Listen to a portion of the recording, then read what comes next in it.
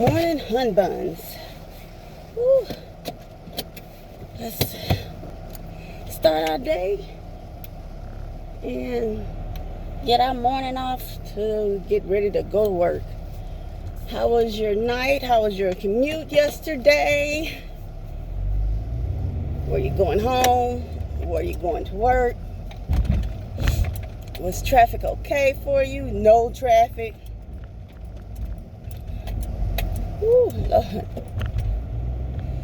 They announced some other things, saying certain festivals they were canceling or have to reschedule. Let me put that back.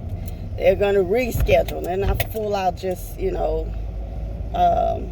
canceling them out. They're rescheduling some things for the next week or so until they have, more information. So I was like, okay. So I don't know what this means. I need to look at the news to see exactly what this means for like the, your elementary schools or high schools, junior high, how that affects the kids, since most of the universities are not having students come in. And I'm trying to see, like I said, sometimes I don't see any kids out here at all. So either the school buses have to come and got them, and I have to go back and look in the news and see how that's going for the school districts themselves. So, how you guys doing this morning? I am on my way in to this job, but I see how you guys are doing. As for Martin, from off the show, Martin would be like, how you live, how you living? So, try to get on into this place, have a pleasant day, be all right with things, and then bring my nice little happy self home. Caught myself trying to, straighten out my hair this morning, but it's already, puffing up again. So this time I do have a clip in my hair at the top. I only have the top is up in the clip and the bottom is down. So push come to shove, if I turn into Puff the Magic Dragon like I did yesterday, then guess what? Kim got a clip in her hair today, and she will sit up here and take it and spin it up and put the clip on it. So, oh my goodness gracious. I don't know exactly what y'all do when it comes to the weekends. Only thing I have planned is basically, and I know, try to get my oil change, pay some bills. The normal thing that you do besides, trying to clean up a little bit. And that's about it. I still want to go see the silent place. That is no joke. I still want to go see the silent place. I forgot when it comes out. If it came out this week, if it did, then I'm gonna try to go see it. I have to look it up.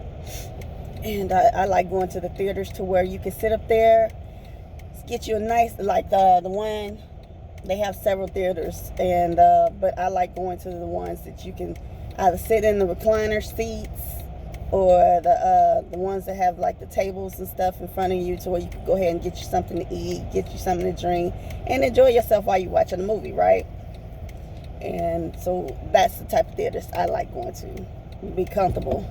But this day and age with the coronavirus going on, they telling everybody to wipe everything down.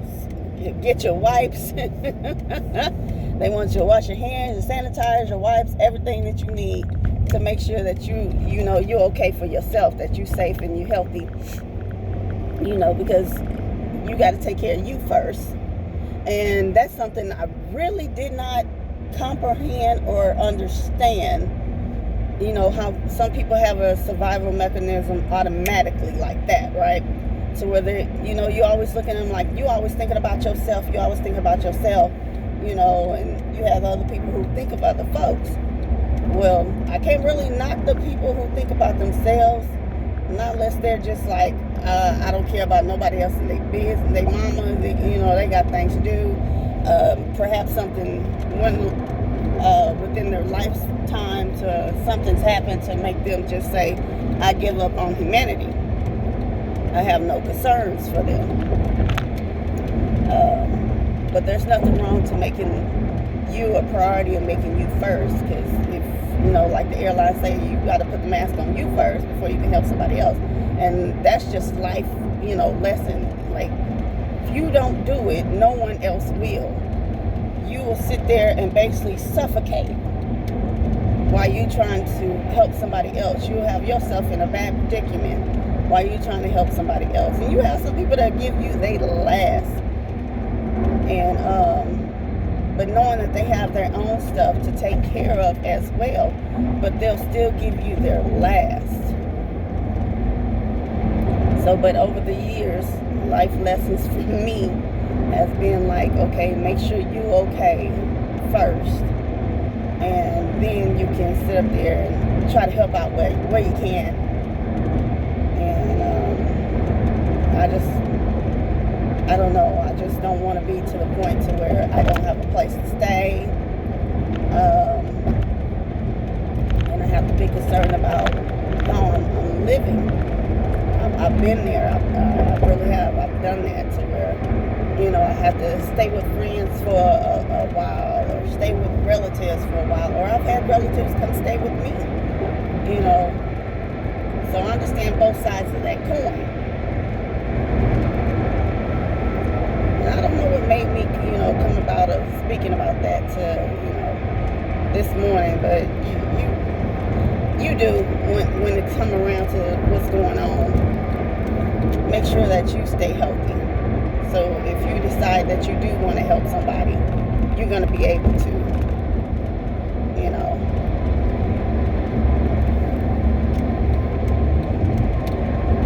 And I need this van to move.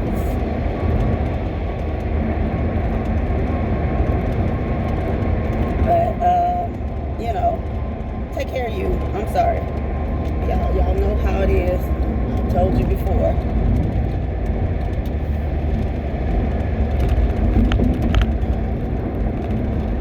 And it's still like dark out. Oh, wait a minute. I was sitting here talking about with my best friend last night on the phone, because he was in Wally World. And for those who don't know what Wally World is Walmart. Okay, he was in Wally World, and it was quiet, like really quiet. And I was like, oh, I said they must have snatched almost everything off the shelf. I said, because it's very quiet in Walmart. And it was like, I think like 8, 9 o'clock at night. And I was like, it is quiet up in Wally World.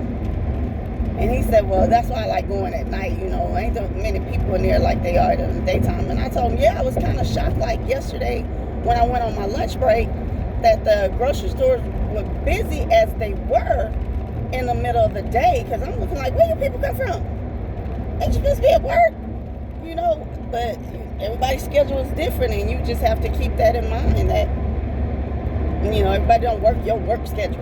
Everybody don't work your work hours. You know, everybody's got different lives, different paths, different paces. So, I said, what the shelves look like? Because I told them how the shelves looked yesterday, to where it looked like they have run over everything, from the paper goods, canned goods, and paper goods to canned goods, and what was it? It's just certain areas in the grocery store just looked like it was just plucked over. I mean, just like if they just went through the shelves like they were doing giveaways or something, sweepstakes. So we were talking about that, and then we were also talking about cereals that we used to eat growing up, and you know, that we don't necessarily eat all the time now. Then we're talking about Captain Crunch. Captain Crunch will tear the roof of your mouth up. You know, for you sitting here trying to enjoy some Captain Crunch, and it's sitting up there just cutting up all the top part of your mouth. The roof of your mouth is being destroyed by some Captain Crunch. Lucky Charms back in the day. Count Dracula. You had Blueberry, Fruity Pebbles, Frosted Flakes, and that was and certain cereals you ate when you were a kid that even if you eat it now will still mess up your stomach. Captain Crunch is one, Frosted Flakes is another. Okay, they will straight destroy your stomach. I don't know how these kids sit up there and eat it. I don't even know how we ate it when we were growing up. But yes, sirree, Bob, you eat a bowl of that. That sugar content alone will tell your stomach like, your stomach will be like, oh no, you can't stay here, you can't stay here, you gotta go, you gotta go, you gotta go. And so we just talking about all the different cereals, and we was like, you know, to this day, even growing up, like, your parents used to buy cornflakes all the time, or it was Chex, or Rice Krispies. Now, some Honey Nut Chex, the Wheat Chex, the Rice Chex, basically Chex is just good, period. But I stopped eating cereals like a few years back. I want to say probably 2 or 3 years. When I got to about, you know, certain things I didn't want to eat anymore. And cereal was one of them, to where I stopped, you know, eating it. So therefore I can be okay with the things that I was consuming. And that's when I don't drink milk anymore. I haven't done that for like 2 or 3 years. And I mean like just drink milk. Not because I'm vegetarian. I will still eat a slice of cake. I'll still eat a piece of pie.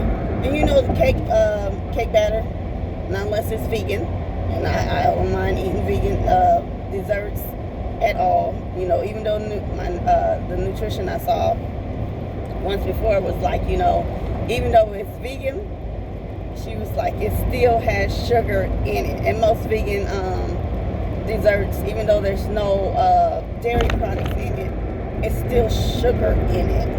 Not unless they're using raw stevia, or most of them use like raw cane sugar, something like that. But it's still sugar that your body still has to try to break down. You still like, I still haven't given up junk food. When it comes to junk food and snacks, I still haven't given them up. So I am working on, like I said, working my way to being vegan, to give up the dairy products, and then I have to work very hard to give up my sugars. Now, I've done it before, but the longest that I've given up sugar was like 6 months. That's the longest I gave up sugar. And then I think I had a piece of cake or a pie, a small piece of whatever it is, and it's almost like it hooks you back in. And you just be like, oh my gosh, this is so good. Instead of you just being like, okay, well, it's just that little piece. Depending on what it is, especially if it's something that your mom or relative has made, and you like that, and you love their cooking, it's kind of hard to resist it. My grandmother's, you know, when it came to her desserts and her cooking, that was hard to resist. Like, I would still eat it, even though my grandmother, she's not here with me anymore. But I loved her food. And it's just something about your grandparents and your great-grandparents, you know, when they're cooking, it's like their food is on a different level. Your parents' food is on a different level. And for those who know how to, you know, that cook or know how to cook, and, you know, people will sit up there and your friends and stuff be like, oh, what your mama make type thing. Like, I would have one of my friends that I used to work at the phone company with.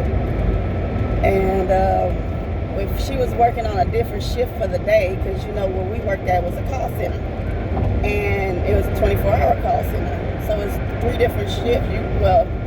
Different hours, different shifts you can go in, period. It really wasn't like, day shift, evening shift, night shift, nothing like that, right?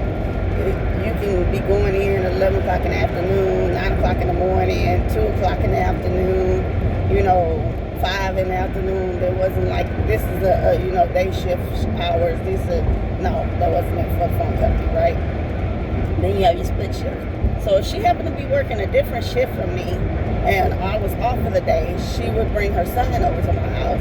And so one day she told her son, like, okay, come on, so you can go over to Kim's house. And he said, I don't want to go to Kim's house. And she's like, why? He said, because Kim ain't got no cable, Kim ain't got no kids, and Kim don't have no fishing poles, because his grandfather would take him down to the pier. When I used to live in California, I lived in not that far from the beach. And his grandfather would take him to the pier when he would, be with his grandfather and go fishing. And I fell out laughing. Then he would ask her, wait a minute, did she cook? And she was like, I don't know if she cooked. And he would tell her to call me and ask me what I cooked. Now, he would come over if I cooked. But other than that, I was not his friend. I was not who he wanted to see or be around or be fooled with. And it's just certain things that you remember as time goes on within your life. And I remember my nieces, when they were a lot younger, they would sit up there and say, Auntie. I said, yes, baby. And they said, Auntie, you're not black. I said, no, baby, Auntie is black. No, Auntie, you white. I said, no, baby, Auntie is black. There's all different shades and colors of black, honey. Auntie is black. And they were like, but you're not the color of us. And for them, that made them believe that I wasn't black, because I wasn't the same complexion as them. And so I had to tell them that there's different colors, different shades of black complexion, to where it's just not the complexion of what they see. And so I had to explain that to them when they were, a whole lot younger. They're grown now, but I do remember having that conversation with them, because they just, to them that looks different, because Auntie looked different. Auntie didn't look like, Mommy, or Auntie didn't look like Uncle. That would be a concern for them. They're looking for, connectivity, something that's reference to us being all together in the family. And this story, my sister's probably going to sit up here and be mad at me about it too. I laugh at it now, but as a kid, it wasn't funny to me. And because I was a lighter complexion, that I say I'm still a lighter complexion, it's not was. I'm still a lighter complexion. To me, I'm not as light as I was when I was younger. Some people say, yeah, I need to get some sun, but to me, I'm looking like I got some color to me. I got some sun, because my mom and them try to make me go outside and go play. And my mom used to say, you need to go get you some color. I would have to, trying to put me outside. Well, me and the sun don't get along. We still don't. Not all the time. I don't mind being out there, but being hot and sweating and stuff, I'd be like, that ain't my friend, that ain't my cup of tea. And my grandma and them, they would, lock the screen door, or they would lock the door, period, and you have to go outside and go play. I would go find a tree. Like at my grandmother's, we would all climb up the trees, climb up on top of the roof of the house, stuff like that, going playing hide and seek, racing down the street and things like that. But at my mom's, I really didn't do that. I, went outside and played here and there, but other than that, as I started getting older, I would be like, I'm gonna find me a shady tree and go sit under because it's hot. But back to the story I was trying to tell y'all. My sister and some of my relatives, cousins and stuff when I was younger used to say, well, if you want to, this is how I experienced colorism at a young age that I didn't experience outside of my family.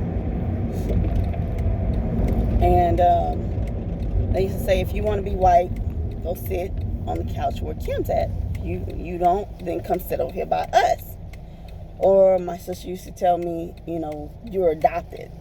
Because like I said, different complexion to my siblings. And, my sister used to be like, that's why you adopted. And this all extends from, I'm probably have to tell y'all this story when I get off work. And I'm going to tell you why she would say what she said. This is what I believe. She's never really said why she said it. And I never really have asked her, as being grown. I never really asked her. And I don't know if she just, didn't like the fact that as a sibling rivalry, like, invading space, because we have to share rooms, share clothes sometimes and things like that. I don't know if it extends from that or not, but I've really never asked her, why she said that to me. She might find it funny now, and I'll laugh from time to time over certain things from when I was younger. But when I get off work today, this afternoon, I'm going to pick up and I'm going to tell y'all a story my mama told me from when I was born. And it's to where I was almost went home with a whole other family. That's how to me, why they would say different things or would think that if I was family, like cousins or siblings would call me white or